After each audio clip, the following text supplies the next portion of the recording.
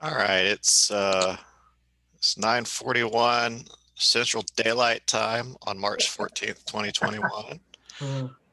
It's the Faith and Function class. We're being recorded. This shows up on YouTube under the Idlewild Presbyterian YouTube channel. Go for it, Judy.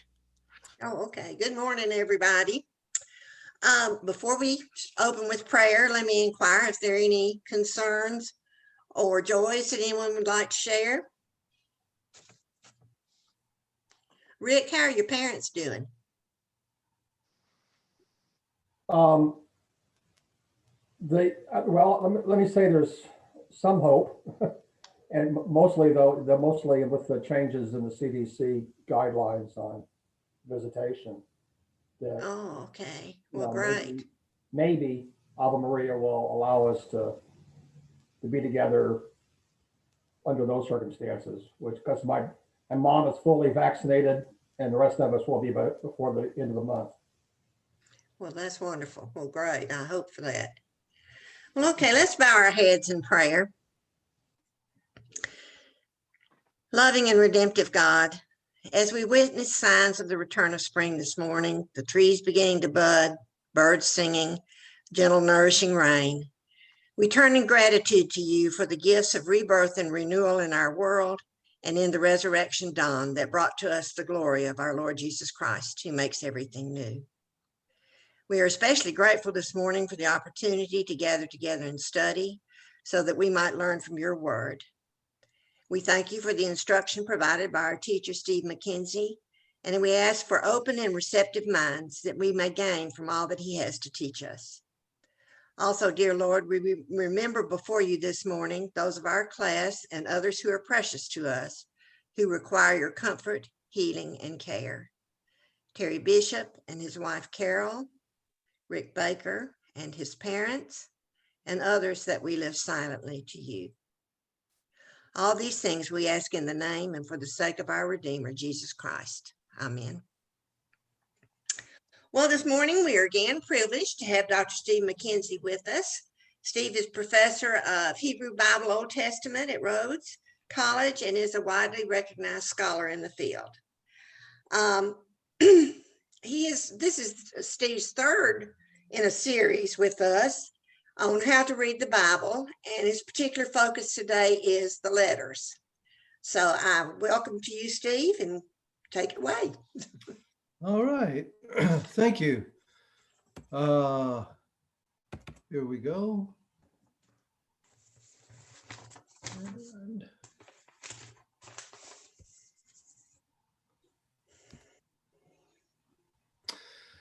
okay, I hope everybody can see that. All right. If I stumble or anything this morning, for some reason, I don't know why, it feels a little earlier than it did last week. All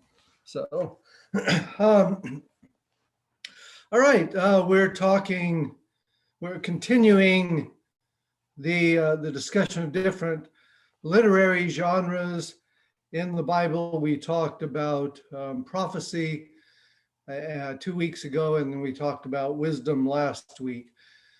And both of those are genres of literature that are really limited to the Hebrew Bible or Old Testament. So today, we're talking about a genre that is focused on the New Testament. That is to say, there are some examples in the Old Testament of letters, but there's no book of the Bible, of the Old Testament, that is essentially entirely a letter. There are letters embedded in some of the stories in the Old Testament, but nothing that is a letter itself as a book. So that's what's different about this genre, this category. The other thing I think I should say, just to, in the interest of full disclosure, is that my area of expertise, such as it is Hebrew Bible, Old Testament. I'm not a New Testament scholar, so you can take that into consideration. And if there are questions or things about which you have considerable doubt, I think Patrick Gray is coming next, or at least he will be coming soon. And you know Patrick well, and you can ask him, and that is really more his area of expertise. But I will give you certainly what perspectives I have on the topic. So let's begin just by an overview. There are quite a few books of the New Testament that are letters in one form or another. And so I've listed them here. And there are various ways of dividing these up, of categorizing them. For example, you might begin by putting them into different classes or categories by author. And so Romans, 1st and 2nd Corinthians, Galatians, Ephesians, Philippians, Colossians, 1st and 2nd Thessalonians, 1st and 2nd Timothy, Titus and Philemon, all of those in these two columns are letters that are ascribed to Paul. The letter themselves, the letter itself in each case, begins with his name. Typically, Paul, an apostle, called by the Lord Jesus Christ or something. And so the letter itself gives his name according to the conventions of writing a letter in the Greco-Roman world. You know, we begin letters typically with dear so-and-so, with naming the addressee. In the Greco-Roman world, the convention typically was to begin with the sender's name or sender's title. And so this is, these letters are all ascribed to Paul. Now, New Testament scholars in general, and there are certainly people who disagree, but New Testament scholars in general do not think that Paul actually wrote all of the letters that are ascribed to him. And so there are 13 in these two columns because there are 2 letters here, 2 here, and 2 here, 1st and 2nd. But of those 13, only 7 are widely agreed by New Testament scholars to be genuinely from Paul. And those 7 are Romans, 1st and 2nd Corinthians, Galatians, 1st Thessalonians, and Philemon. Let's see if that's right. Romans, 1st, 2nd Corinthians, Galatians, Philippians. I think I may have left it out. 1st Thessalonians and Philemon. So those 7 are the ones that are agreed to be genuinely Paul. And this is I won't go into all the details for this again. Somebody like Patrick would know it much better. But the reasons for this are style, writing style. The others are sometimes thought to be a different style, but also theological and considerations and content. For example, the letters of 1st and 2nd Timothy and Titus are sometimes referred to as the pastoral letters. And those letters give teachings about things that New Testament scholars think probably were a focus of a later time period than the time when Paul wrote. And one example of that seems to be in some tension with what one finds in other letters of Paul is the advice about women. Those letters, the pastoral letters, Timothy and Titus, clearly relegate women to a kind of a secondary class in the churches, and say that women should not speak in the church church service. And that's a bit different than what one finds in others of Paul's letters, and particularly in 1 Corinthians, where he talks about what's going on in the church assembly, and includes women in the overall picture. So we get a different perspective on that issue and on others in these letters, and that's one reason why they are the pastorals are typically viewed as a product of the later church, developing church, and not genuinely Paul.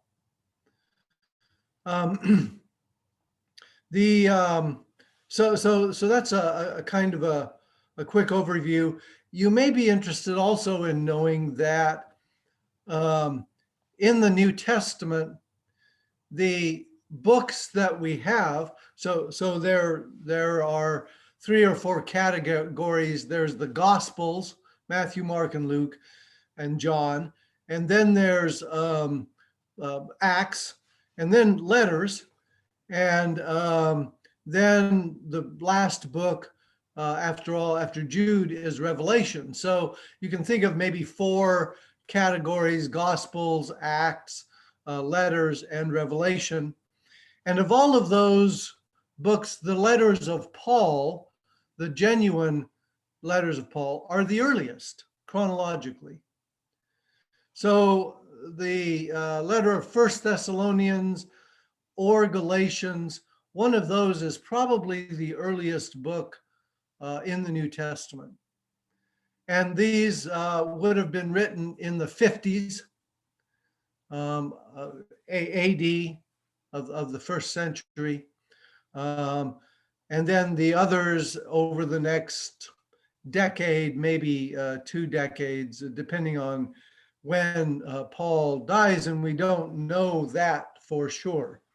But these are so Paul's writings are the earliest in the New Testament. And again, the pastorals, just to use them as an example, tend to be considered of a basically later vintage, later generation.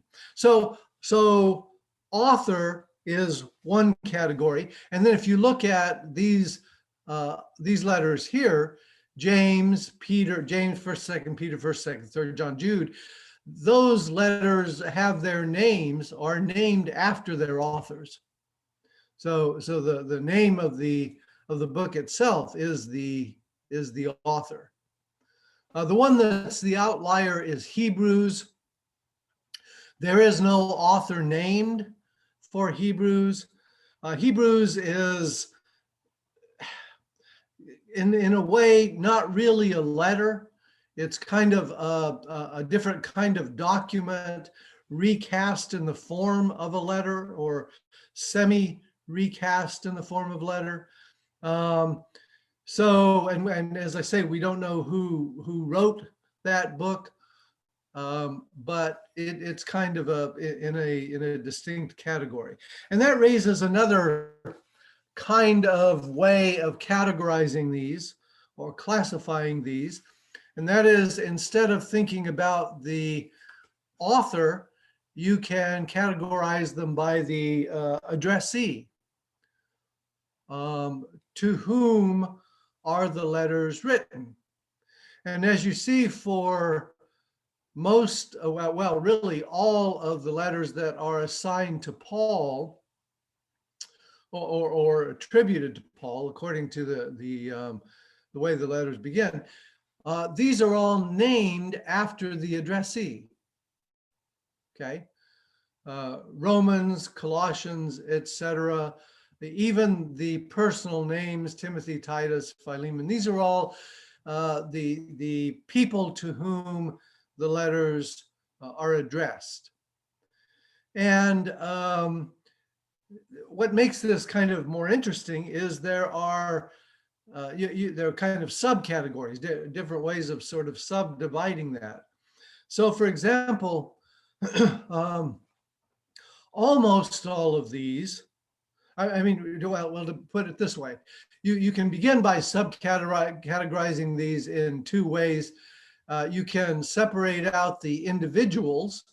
Timothy, Titus, and Philemon are the names of individuals versus the names of places. All right.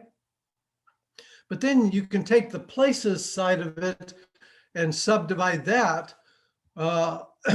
All of these, except Galatians, are all cities. So Rome, Corinth, Ephesus, Philippi, Colossae, Thessaloniki, these are all places. And you can locate them on a map. The one that, and so you see here, Rome, Corinth, Ephesus, Colossae, Thessaloniki, and Philippi, and they're in different locations. Rome, obviously, in Italy, Corinth in Greece, Philippi, Thessaloniki in Macedonia, Ephesus, Colossae in Asia Minor. And the one that is different is Galatia, which is a province for most of, or I should say maybe at least a large portion of what is today Turkey.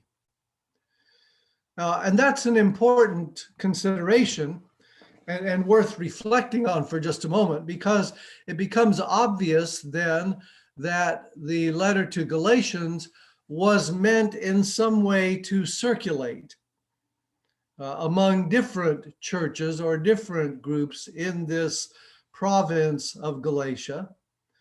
And the same may have been true for the other letters. That is, they may have been intended to circulate among different house churches or smaller groups in these cities. Which is an important consideration because, as I'll say more about in just a moment, you have to be careful about reading back our situation back into the ancient setting of these letters. There were, at the time Paul is writing these letters, no church buildings, no choirs, no organs, no hymnals, etc.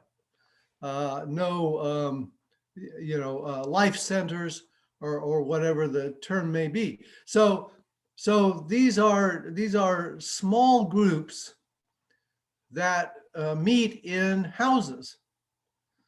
And so the letters that Paul writes may well circulate again among these different groups in different cities, or it's possible there may have been just one group in a city. We don't know for sure in a lot of these cases, though there are some interesting hints that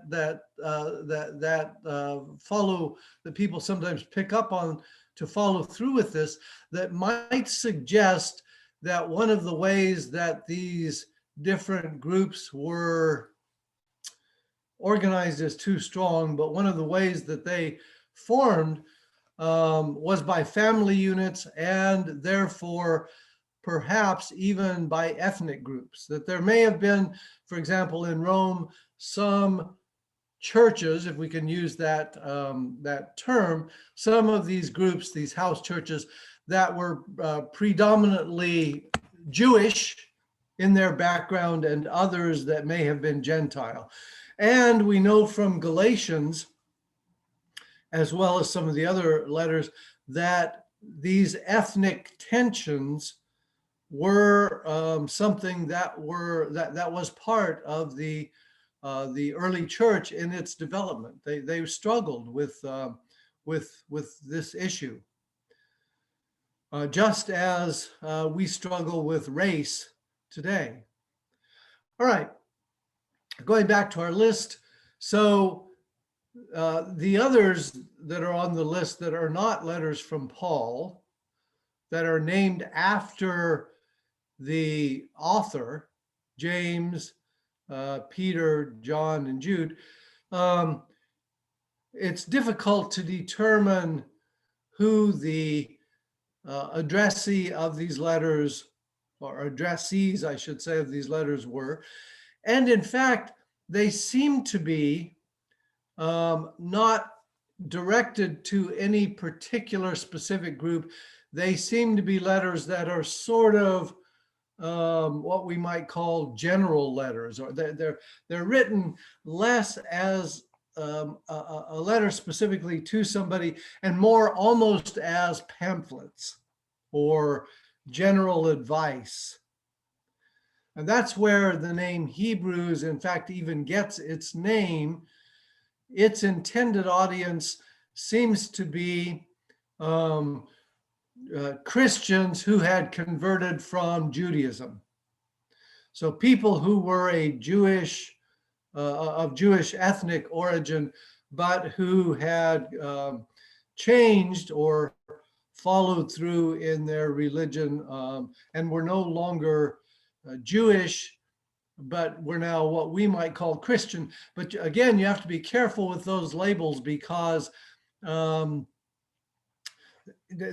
were meaningless initially. In other words, these people were not thinking in terms of Judaism and Christianity. When they became what we would call Christians, they did not see this as a change in religion.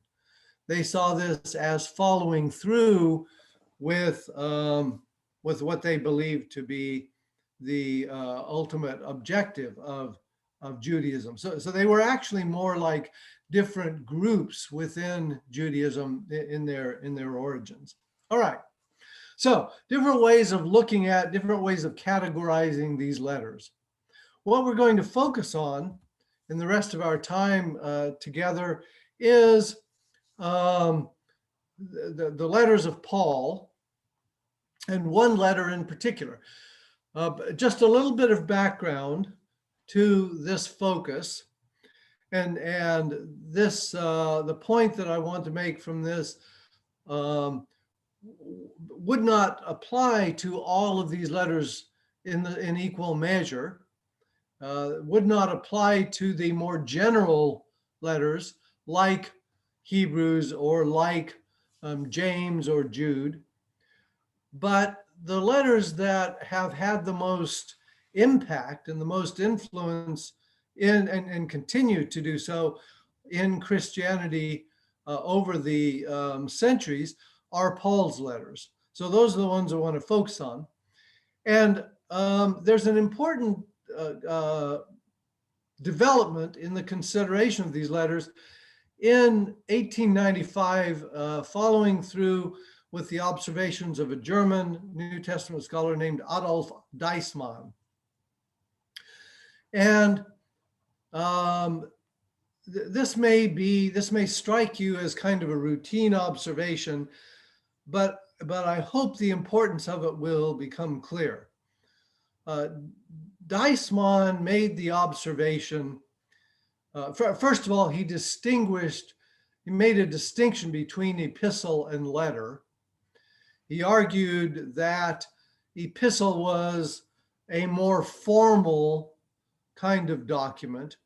A letter, yes, but more public, formal, literary, whereas a letter was more personal, informal, spontaneous. You might think of the distinction between something like what we recognize as a foreign letter, or a letter, to the general public, even though under modern technology, they have the ability to address you by name, but it's very clear that that's not a personal letter, as opposed to a letter from your friend or your relative.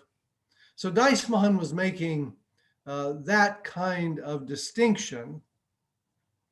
That distinction was kind of called into question very quickly, but here's the main point that Deisman was trying to get across, and that was this, that Paul wrote to specific situations in time and place, in time and location. So again, if we go back, he's writing to these specific churches in these specific cities, and he is dealing with issues that are specific to them, right? That have come to his attention in one way or another. And that's an important observation, because what Deisman was trying to say is that Paul, in writing these letters, was not trying to lay down timeless principles or timeless theology, in a sense, but that it was crucial to understand the conditions that he was addressing, the context, the time, the place, the social context, etc.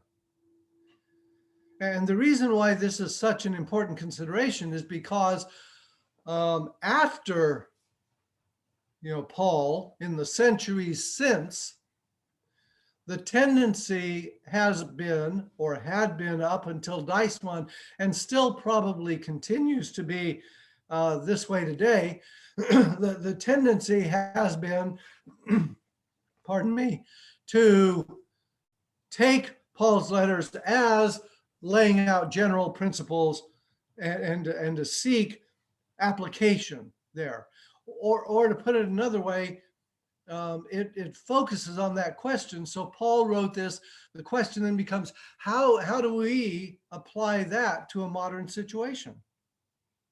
How do we take what Paul was writing then in that setting and apply it to now?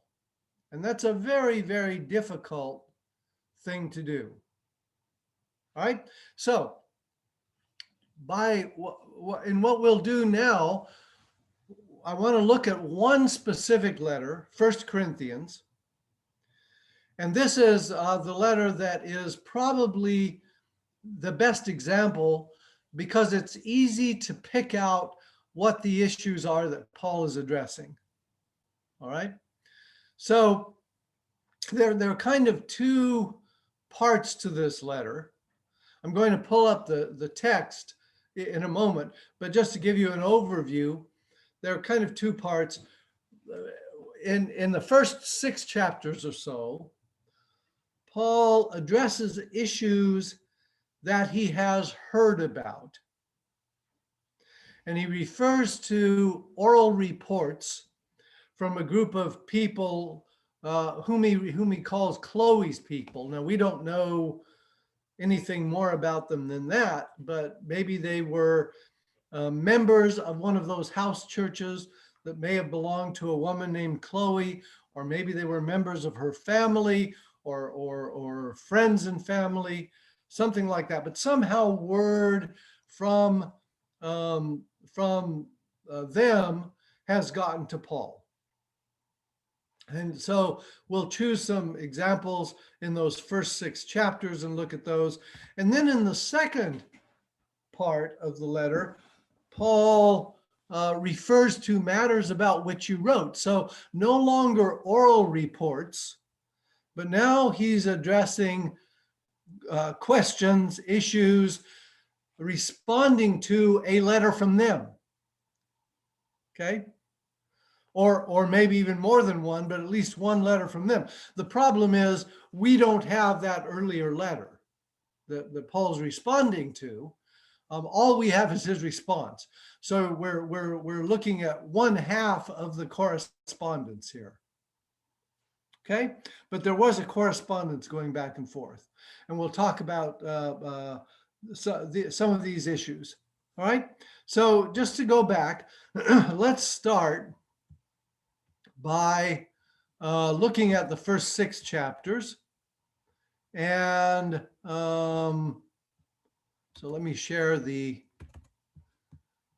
text here, 1 Corinthians 1. And maybe I don't know if I can make this any larger. Maybe a little bit. All right. But this is just the text in translation of 1 Corinthians. Okay. And you see the way it starts off, which is typical of Paul's letters. Paul, called to be an apostle of Christ Jesus by the will of God, and our brother Sosthenes. So he begins with the identification of the sender, and then to the church of God that is in Corinth. Often this is followed, or typically this is followed by a wish, grace to you, peace from God our Father, and then words of thanksgiving, and then often words of praise.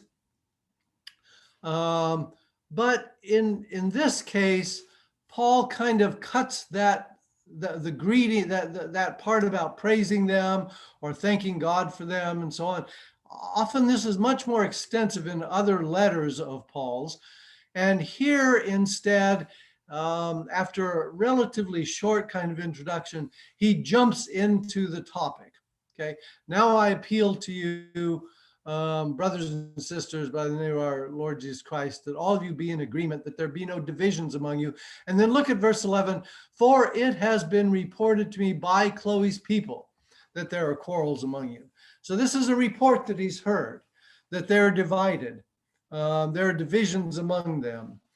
And he then goes into detail about that over the next several chapters of the letter. And what you find out is that verse 12, in fact, he kind of gives you an overview that they are fighting among each other, and the sort of the battle lines or the divisions are according to who preached to them or who converted them to Christianity. Was it Paul? Was it Apollos? Was it Peter? Was it somebody else? And that's been the way in which they've divided, and that's what Paul is trying to address here, these divisions.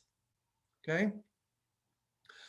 Now you can again, I'm going to constantly be raising this issue. How do you apply this to a modern setting? You might focus on the issue of divisions and say, Christians need to be unified. But the specific issue is different. I mean, nobody's going to claim today that they were baptized by Paul, right? So there might be division, but there could be divisions along political lines, along social lines, maybe along denominational lines, or over certain other divisions that you can imagine. So how to apply this to a modern setting specifically. All right, if we keep going, you have something, it gets even more specific in chapter 5.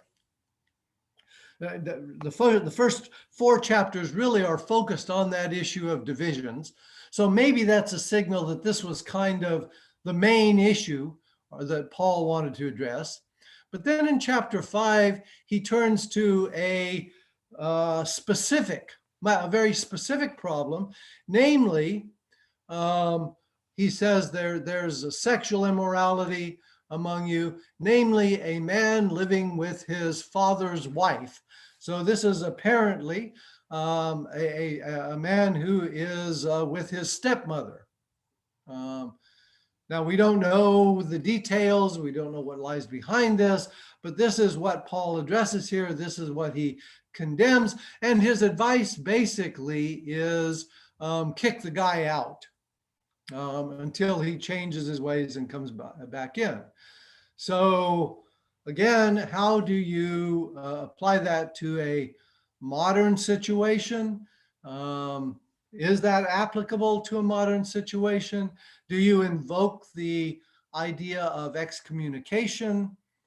How do you go about doing that, and what are the parameters for those to whom you may afflict this or make this judgment?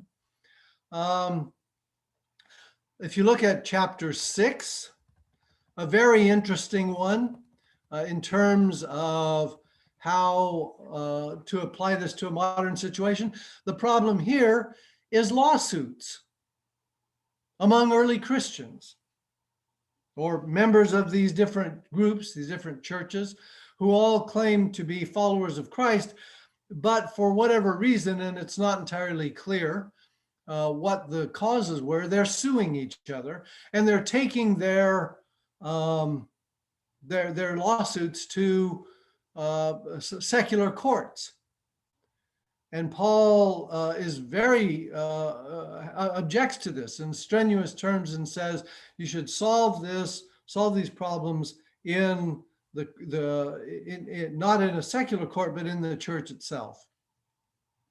This seems to me to be a very, very difficult one to try to apply to a modern setting. If you said, starting tomorrow, all lawsuits between people who are Christian in their religious views are hereby dismissed, and they have to settle them among themselves. I mean, that'd pretty much free up the court system, I think, to a large extent, wouldn't it? Which is kind of interesting. So it shows that there's been quite a change from antiquity. How does one though apply this to a modern setting? Is it still applicable, or do we in this case say, well, that one just won't work anymore? All right, keep going. Look at chapter 7.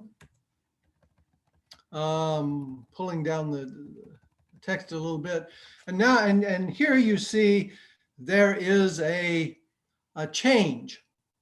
That is, in the first 6 chapters, Paul is addressing these issues that he's heard by oral report that he refers to several times.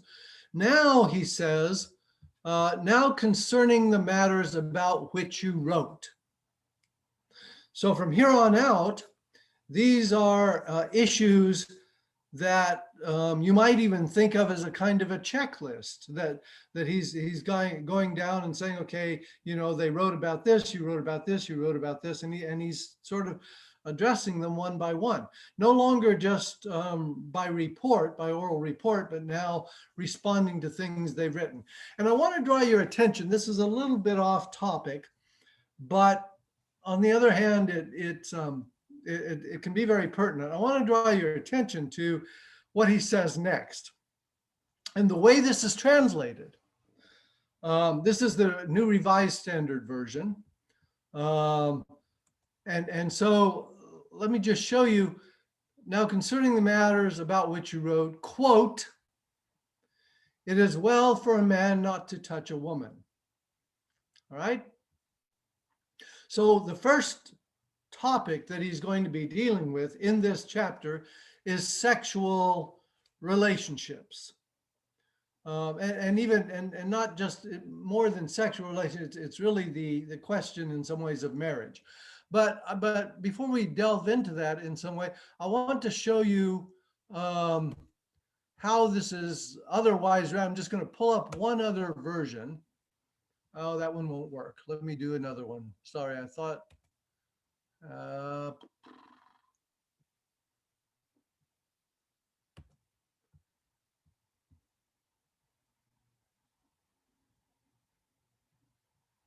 Here we go. All right. Notice the difference here. now concerning the matter about which you wrote, it is good for a man not to touch a woman. Same wording, but what's the difference? There's a very slight difference.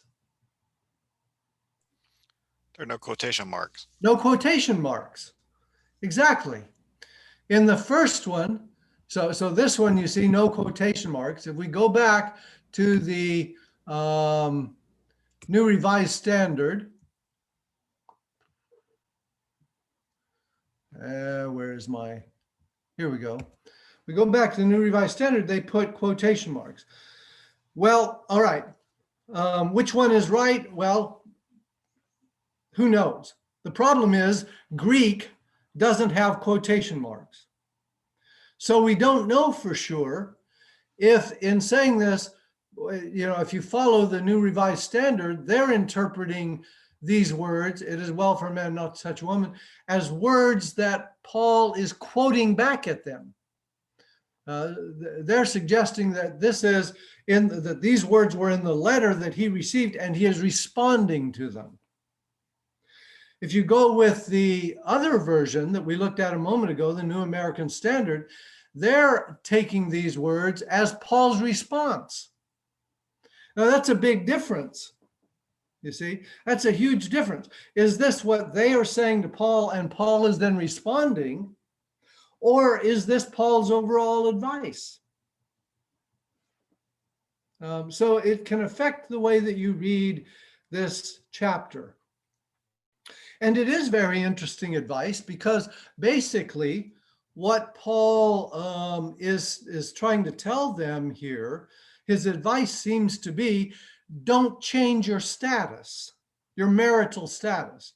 If you're married, stay married, even though maybe your spouse has not accepted Christianity, but don't change, right?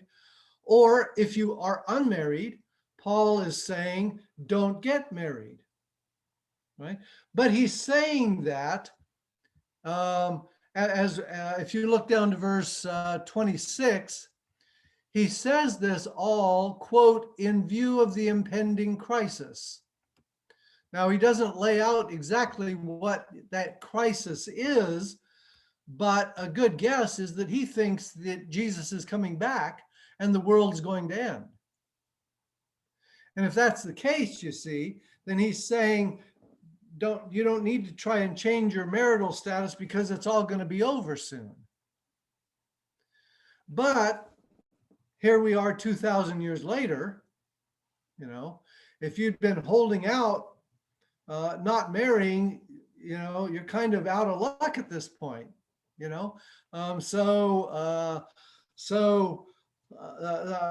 how do you apply this advice? This Paul's advice for all time? And then just to throw in another wrinkle that makes it even more interesting, look at verse 10. To the married I give this command, not I, but the Lord. And also verse 40 of chapter 7. But in my judgment, she is more blessed if she remains as she is. And I think that I too have the Spirit of God.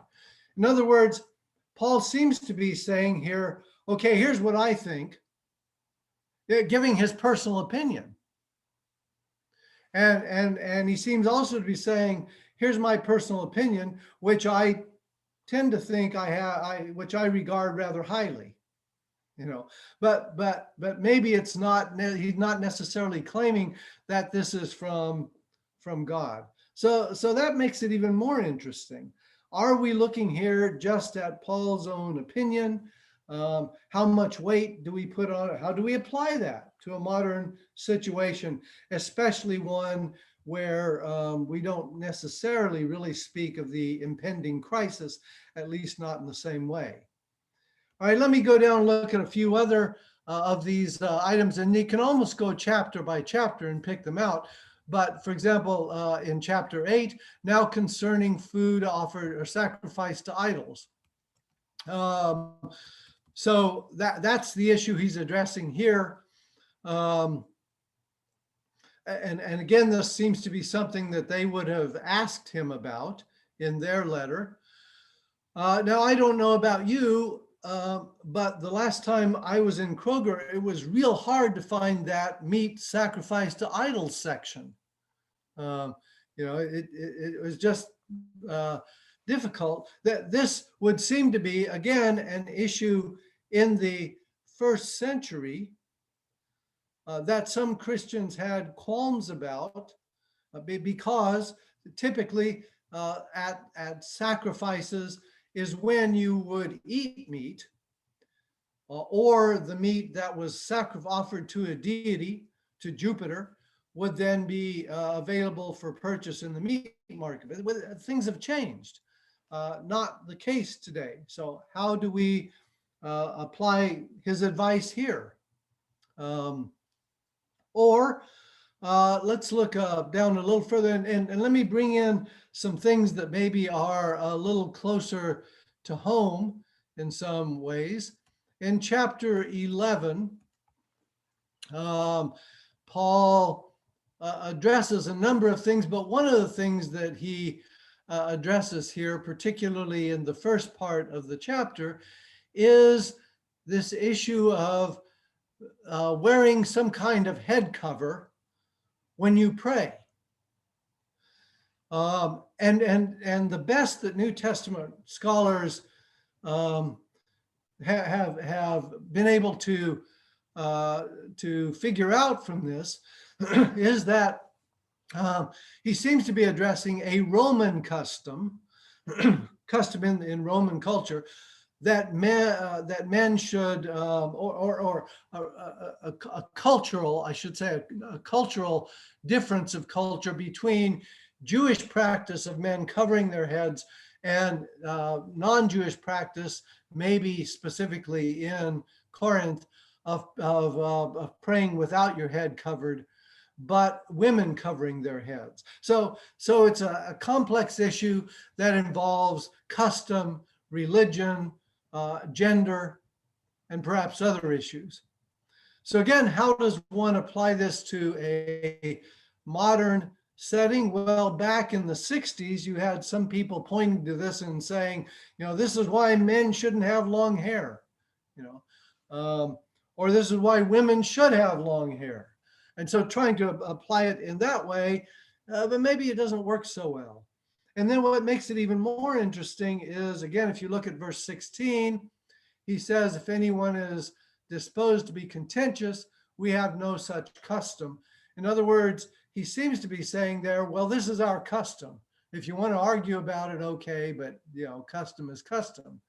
Well, there's a difference between custom and gospel, So, all right, let me jump to a couple of other things I've been going too slowly. Look over at chapter 13, something very interesting. This is a beautiful text and one that you probably are familiar with or have heard in some way, somewhere, and that is particularly verse 4 and 5. Love is patient, love is kind, love is not envious or boastful or arrogant or rude, does not insist on its own way, is not irritable or resentful. Now, those are beautiful words, and maybe they apply for all time. Maybe this is a kind of a characterization or definition of love that works in all cases. But on the other hand, what Paul seems to be doing here is he is addressing an issue that he raises back in chapter 12. And he's saying, he's defining love in this way, because what he's saying is, this ain't the way you're acting. Love is the opposite of the way you're acting. Namely, you're not being patient, you're not being kind, you're not being these other things. And so he's defining love, in other words, specifically in these terms, because it counters their actions. Or to put it another way, his definition of love is determined by the setting that he's trying to address. He's not trying to give a definition of love for all time. All right? A couple of other things real quickly, and then I'll open it up for comments or questions. If you look over to chapter 16, Again, he addresses a couple of issues. All right. And this one will perhaps get me in trouble, so that's why I'm saving it for the end, just in case. So it's very interesting, and I'm not advocating a change in practice, but I would call your attention to something that that I find very interesting. If you look at 1 Corinthians 16, notice how how Paul begins the same way as he has for other topics, now concerning the collection of the saints. All right. And then he follows advice about how to do this. And what he's saying is follow the same instructions I gave to the church at Galatia. On the first day of the week, each of you is to put aside and save what extra you earn, so that collections need not be taken when I come. When I arrive, I will send any whom you approve with letters to take your gift to Jerusalem. All right. Just from that little snippet, you can figure out what the situation is. Namely, there is a need in Jerusalem because of a recent famine, right? And Paul is giving instructions to these churches here at Corinth, elsewhere at Galatia, and other places where he's been, that they take up a collection for the Christians in Jerusalem to benefit them. Okay, human need that needs to be met, and so Paul is imposing this as a way of addressing that issue. And when he comes, he's going to pick up their country. He's going to pick up their money, and he's going to take it with him, or give it to envoys who will take it to Jerusalem. And then, if I can read just a little bit more into the text, presumably at that point, or after that point, the collections will stop, because the need won't be there anymore for them to contribute to Jerusalem, or they will have done that already, unless they do a second wave. But there's not going to be any need for this continual collection every Sunday, right? And yet this is one, interestingly enough, of course, that every church you go into follows this practice, and maybe rightly so. I'm not denouncing it. Maybe rightly so. But you can also see that the ways in which those funds are used have changed. It does raise the question, perhaps, whether there should be more focus on those human needs elsewhere. And so I leave you with that. Let me point one other thing here before we end 1 Corinthians, and that is, if you look down to verse 21, the letters all end, or typically end, I should say, with greetings, where Paul knows people in those churches, and so he will say, greet so-and-so, or give specific advice. Greet, here he says, Aquila and Prisca, and so on. And then he says, verse 21, I, Paul, write this greeting with my own hand, suggesting that what he has up to this point, he didn't actually write. He's dictating. He uses a secretary or a scribe. Maybe that guy Sosthenes that he mentioned at the very beginning. But at any rate, we get down to the end, and he adds his own personal greeting in his own hand. Unfortunately, we don't have any of the original copies, or we don't have the original manuscript of this letter, so we can't see the difference in writing there and penmanship. But that is an interesting little feature, and it raises the question: how many of Paul's letters did Paul actually write with his own hand? Maybe none. We don't know. But there are a couple of places where he does indicate something at the end about adding something of his own. All right. That's what I have to share. What questions or comments do you have? One thing I notice, especially with Paul, is, and this is actually kind of modern, when I'm typing an email or something, or if I'm writing a letter or an essay, I have a computer.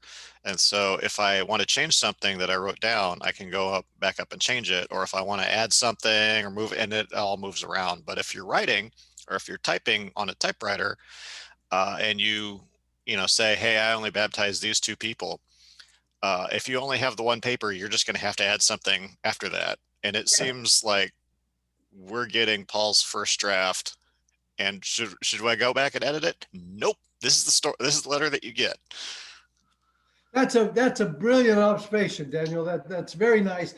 And it accounts for, I mean, in the example you used from chapter 1, he says, I thank God I only baptized, and he has a couple of names.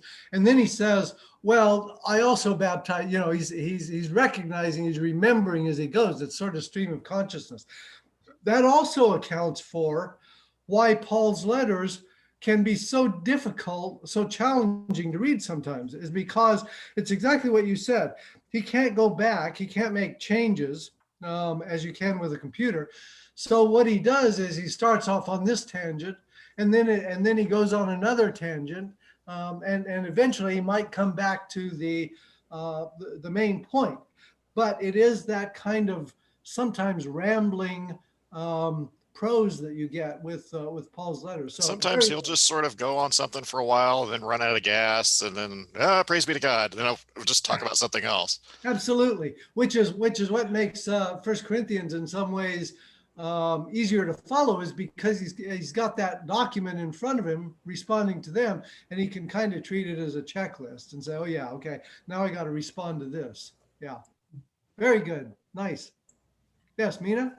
Yeah, I think we know from Acts maybe that Paul was a noted scholar of Judaism. And so when he writes, can we see what he's bringing from his original Judaism? Like talking about relations of men and women in marriage and that kind of thing. Well, yes, we can sometimes. And that's been, or that is in some ways a kind of a source of controversy in interpreting Paul. And the example you give is a very good one. If you go and look, for example, at 1 Corinthians 11, that passage about the hairstyles and covering the head and so on, which at the end, here's the part that's very interesting, I think, about this, which at the end he says, this is basically a matter of custom. But what makes that so frustrating is that in the process of his discussing that issue and arguing about it, he pulls out sort of these great theological arguments that he likely has inherited from Judaism, which is this idea of a hierarchy of going back to creation, God, man, woman. And so he starts building this hierarchy, on theological grounds or on biblical grounds. But then when he comes to the end, he says, well, that's our custom. So it's a little frustrating yes, you can sort of see the influence of Judaism on him. The question still remains, well, then does that, is that something that, is a theological principle that he's laying down that Christians today have to follow, or what's going on there? How do we take that? How do we apply it? Oh, Rick, yeah. Kind of back to Daniel's question and comment. Some scholars say that it was edited, and folks didn't like what Paul was saying, or they wanted to put their own spin on it. Best example is 1 Corinthians 14, where the letter says women shall not speak. and which seems to contradict chapter 11, where he's talking about this head covering. When women prophesy, they should have their heads covered. Well, how can they, if they can't speak, what's the problem? Yes. No, that's a good point. There is evidence of these letters being edited, but not in the way that, not to counter what Daniel was saying, edited by later scribes. And you can, and it doesn't seem to be particularly extensive, but you do have good examples. And here's the one that Rick was talking about. And it's not, I mean, it's this, where is it? Right here. And begins at verse 33, as in all the churches of the saints, women should be silent in the churches, they're not permitted to speak, etc., down through the end of 36. Now, not only does this statement contradict or stand in tension with what you get in chapter 11, as Rick pointed out, but you can also see it doesn't fit the context. In fact, it interrupts. He's talking about dealing with this issue of speaking in tongues and so on in the assembly. And he says basically the objective is order and peace. And then he continues that thought down in verse 37.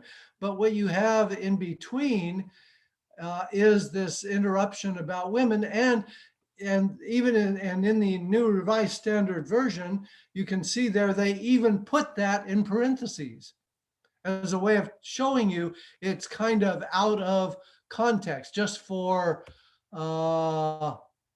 let's see. Yeah, here you go. Here you see the New American Standard, which was the one we used earlier, and there's no parenthesis in it. So once again, punctuation is a way of, or reflects interpretation that we see here. But yes, that's a good point. These letters were edited, though probably don't seem to have been, or I don't know of any evidence that they were edited by Paul, but you do have evidence of maybe later scribes in later church settings editing them, which is precisely the issue we're still trying to face. How do you apply these to a modern setting? Steve. Yes, Jimmy. Do we know who first collected Paul's letters or when? No, we do not. Well, I don't know. Could it have been Paul himself? I mean, no, I don't think so. I think that the earliest evidence of that is maybe 2nd century, but I don't know that off the top of my head. I'm not sure. I mean, if he was dictating, he could have dictated to more than one person. Yeah, and the question you're raising, which is also a very good one, is that of copies. Would he have dictated just one? Would he have dictated the same letter to multiple scribes, or would they have made different copies? Especially if you're talking about something like a letter to Galatians that would have circulated, or maybe had different copies that were disseminated to those different churches in the area of Galatia.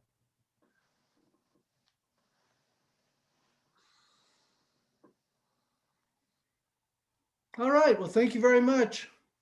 It's been a pleasure. Thank you, Steve. Thank you, Steve. Thank you, Steve. Thank you so much, Steve. We hope we can. We hope we get a chance to bring you back in the fall. We'd love to hear from you again. Great. Thank you. Thank you. Thanks, everybody. Bye, y'all. Bye-bye.